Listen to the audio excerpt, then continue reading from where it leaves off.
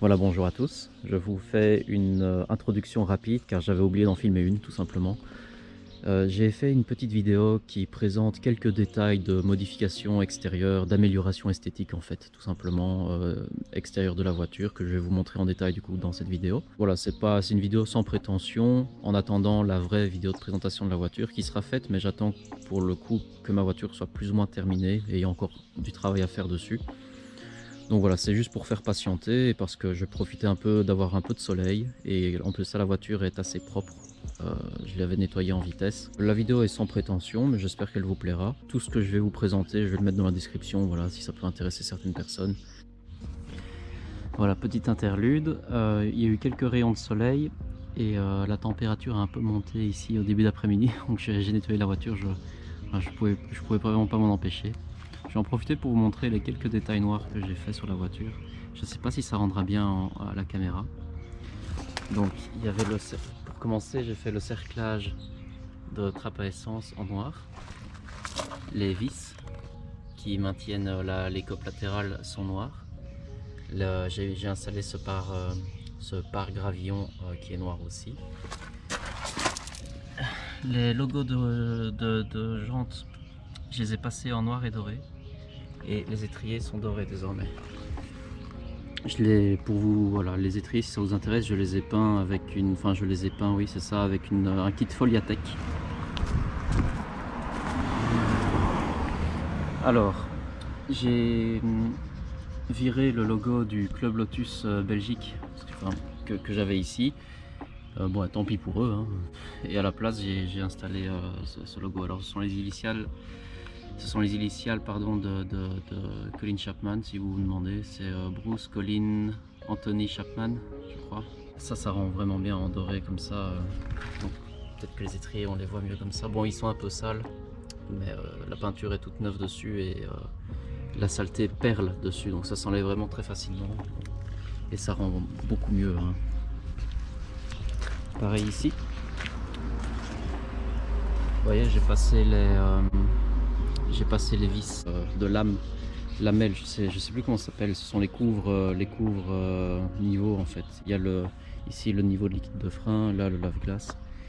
D'origine les vis sont argentées comme sur les côtés, ce que je trouve ça c'est très bien pour certaines couleurs, mais ici étant donné que les accents sont noirs avec la voiture, je préfère tout passer en noir, donc les vis sont noires également. Le logo à l'avant est en noir et doré. Alors si vous vous demandez, ça ce n'est qu'un sticker, hein. Ça c'est ce que j'ai collé par dessus le logo d'origine parce que je voulais pas l'abîmer. Donc, et ça colle très bien, c'est de la qualité, ça vient de chez GRP, Greg Resparts aux États-Unis. Ça coûte un billet, mais voilà, ça tient très bien et c'est malléable. Un crochet doré, ça il a été fait à la demande, aussi chez GRP. Là, ça a pris un peu de temps pour arriver, mais bon, voilà. Tout s'équilibre parfaitement, je trouve, et se marie très bien.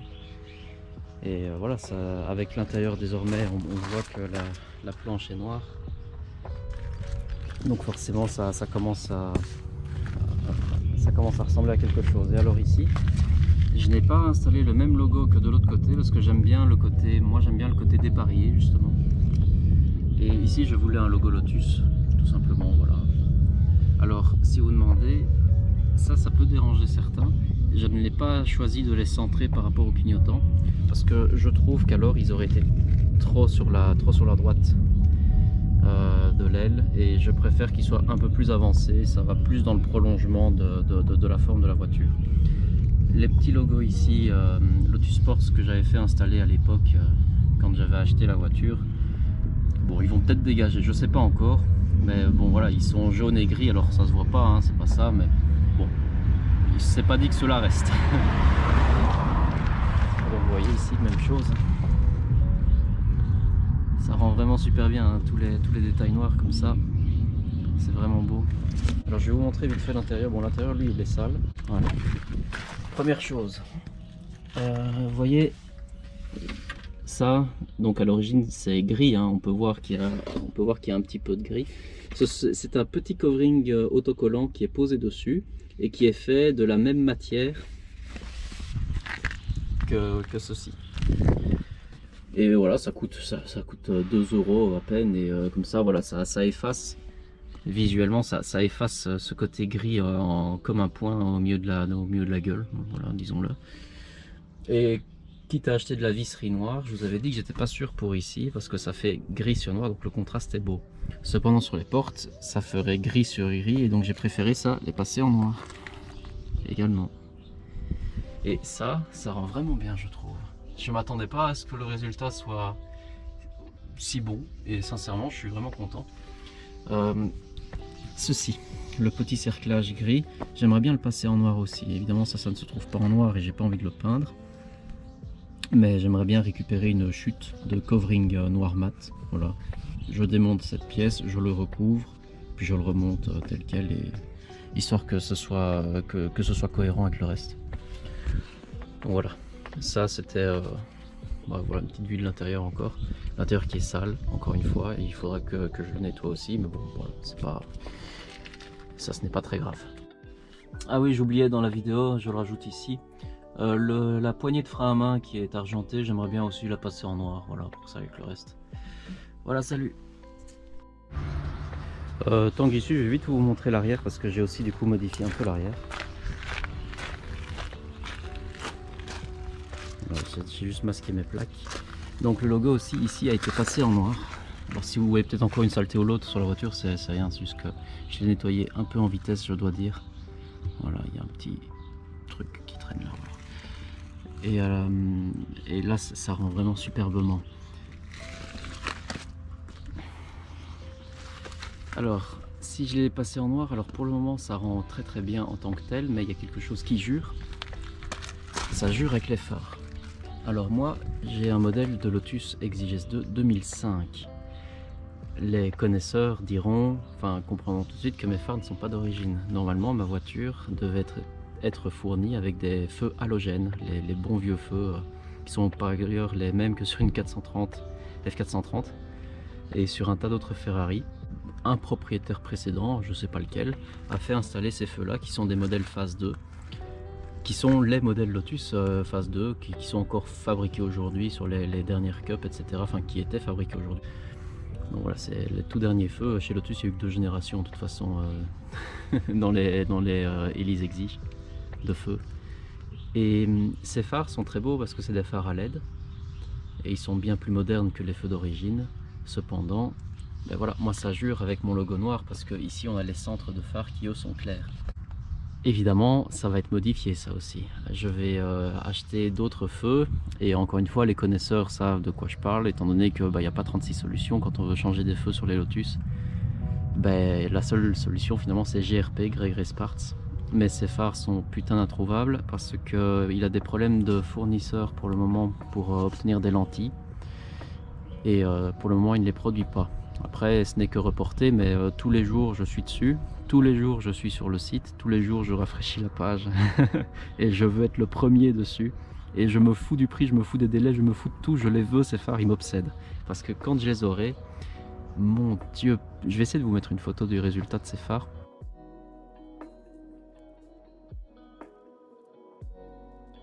Et quand je les aurai, ça va être une des pièces maîtresses de ma voiture, ça va la rajeunir, ça va la... Tout va s'équilibrer d'un coup avec ces phares. Et alors le diffuseur, lui, je vais le dégager. L'échappement aussi il va partir. Et il me reste à faire les biellettes de bar stab. Ça il faut les changer, hein. Ça c'est indispensable, ça casse, même sur les toutes dernières Lotus Cup, c'est aussi cette merde. Et ça casse. Les Lotus, comme moi il y a une chose que j'aime bien dire avec les Lotus, c'est que c'est des incroyables voitures, c'est des super caisses.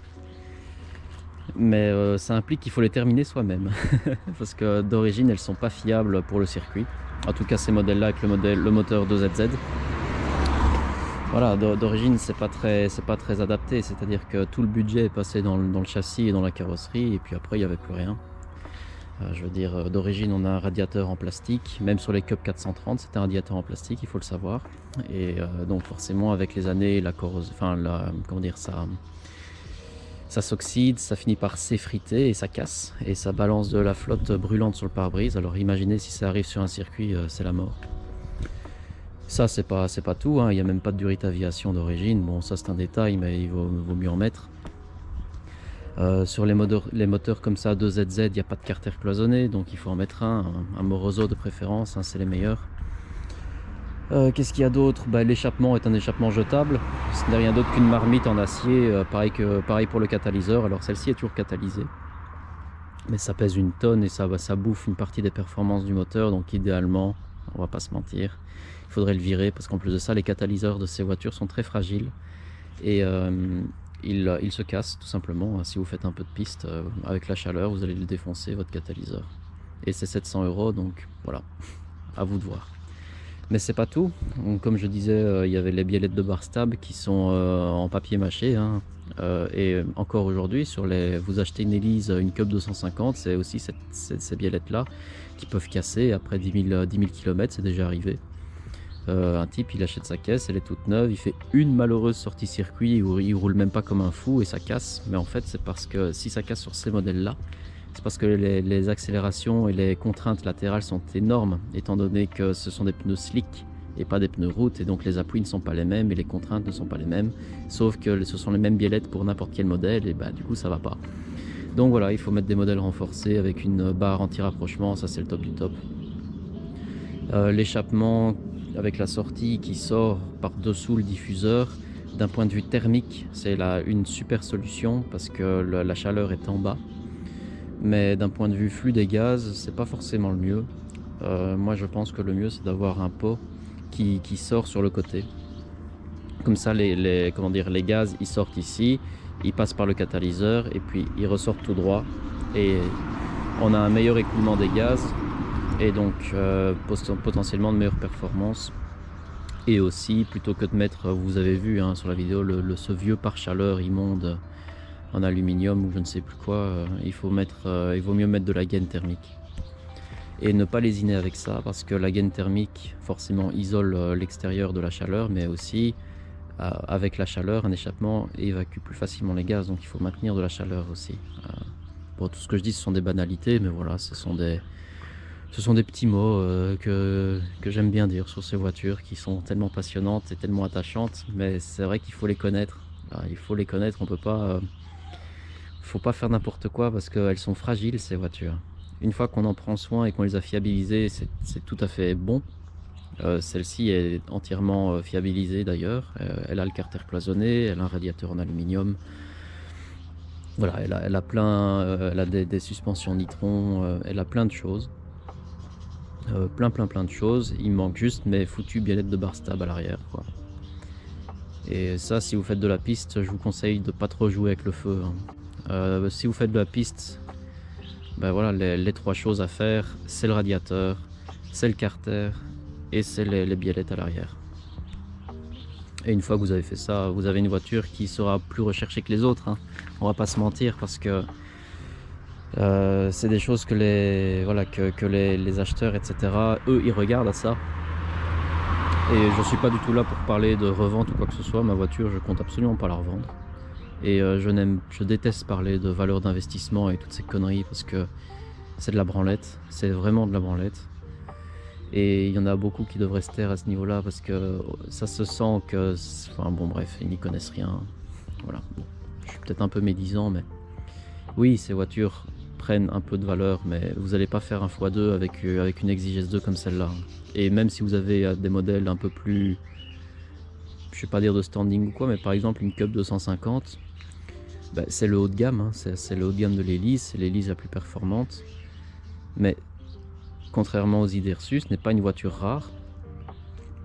Cette voiture-là est plus rare qu'une Cup 250, par exemple. Et alors une Cup 250, aussi chouette soit-elle, évidemment que sa cote va monter, ça c'est une évidence, mais elle va pas monter plus fort entre guillemets une simple Elise S, je ne pense pas. Je crois que si vous l'achetez aujourd'hui, une belle, c'est entre 60 et 70 000 €. Bon, ça c'est un autre débat. Ouais, vous l'achetez, vous la gardez, et vous la revendrez peut-être 3-4 000 € plus cher. Est-ce que ça vaut vraiment la peine? Est-ce que là on peut vraiment parler d'investissement? Moi je pense pas. Les investissements, c'est pas pour ces voitures-là, c'est pour des voitures qui sont réellement rares et réellement exceptionnelles. Et je dis pas ça pour descendre les Lotus comme celle-là ou comme une Cup ou quoi que ce soit, c'est des voitures Mon Dieu que je les adore, hein, évidemment, mais c'est pas ça des investissements. C'est comme les gens qui disent qu'il faut acheter une Porsche Boxster 986 parce que la cote est montante, mais qu'est-ce que c'est des conneries ça? C'est des voitures qui ont été faites à des centaines de milliers d'exemplaires. C'est pas sur ces voitures-là qu'on fait de l'investissement. Ce n'est pas sur ces voitures-là. Moi qui suis le marché de la Boxster 986 pratiquement tous les jours depuis des années, mais vraiment des années, j'ai tout un dossier sur les cotes, etc. de ces voitures en fonction du kilométrage, en fonction de comment elles sont. Un dossier qui à mon avis devrait... Enfin voilà. Et la cote, elle bouge pas, hein. On trouve toujours des beaux exemplaires à 8-9 000 euros, hein, et ça fait des années que c'est comme ça. C'est pas des voitures rares, c'est vraiment pas des voitures rares. Donc s'il y en a un qui se dit qu'il a un trésor dans les mains, il va essayer de la vendre 3-4 000 euros plus cher, du coup elle se vendra pas. Du coup les gens vont se rabattre sur les modèles les moins chers, et ainsi de suite, et c'est une boucle. Par contre, si c'est un modèle un peu spécial, une 550 ou que sais-je encore, là effectivement, bon, on peut prétendre à augmenter un petit peu les prix. De même pour les Lotus, hein, si c'est des modèles qui sont réellement rares, par exemple une Cup 260 en XJS 2, ça c'est des modèles qui sont difficiles à trouver. Les livrets Sprint sont difficiles à trouver. Ces modèles-là, pourquoi pas, mais c'est tellement des voitures de niche, ça c'est tellement des voitures qui ne sont pas populaires. Parce qu'il faut garder à l'esprit que ce ne sont pas des voitures populaires. Ce ne sont pas des BMW M3 ou des Porsche GT3. Donc les gens s'en foutent un peu de ces voitures, hein. Que ce soit en bien ou en mal, je serai pas juge, mais bon, c'est pas des voitures qui sont populaires, donc je pense pas que ce sera... Voilà, c'est pas une 205 GTI, quoi. D'ailleurs, ça c'est tellement de la branlette aussi. 15 000 balles dans une 205 GTI, je crois qu'il faut quand même qu'on se calme. Je suis pas sûr qu'elle en donne pour son argent à ce prix-là. Faut vous dire qu'avec 5 000 de plus, vous avez une Lotus Elise, quoi. Je pense que la Lotus Elise a plus de choses à raconter, a plus de choses à offrir qu'une 205 GTI. Et encore une fois, moi je suis pas du tout un pro Lotus, je m'en fous complètement, hein. C'est juste parce que Lotus font des voitures que j'aime bien, mais tous les constructeurs ont fait des caisses que j'aime bien. Donc si un jour j'ai une belle opportunité pour une voiture qui sera mieux, bah, je prendrai l'autre voiture. Et je me fous de la marque. Et donc voilà, j'aime bien dire aussi, j'aime bien parler de ce genre de choses. Et je ne sais pas si je le mettrai dans la vidéo en bonus ou quoi, si ça peut intéresser des gens. Donc voilà, si vous voulez vous faire plaisir, faites-le, mais ne le faites pas en vous disant que vous allez gagner de l'argent. Ce qui est sûr, c'est que pour peu que vous preniez soin de votre voiture, vous n'allez pas perdre d'argent, pour ainsi dire. Je veux dire, vaut mieux acheter une belle auto que de laisser son argent mourir sur un compte en banque, sachant ce qui se passe aujourd'hui. Moi, j'ai aucune confiance. J'ai l'impression que tout le monde pourrait se servir à la limite sur ton compte, donc autant avoir un truc qui fasse plaisir dans ton garage.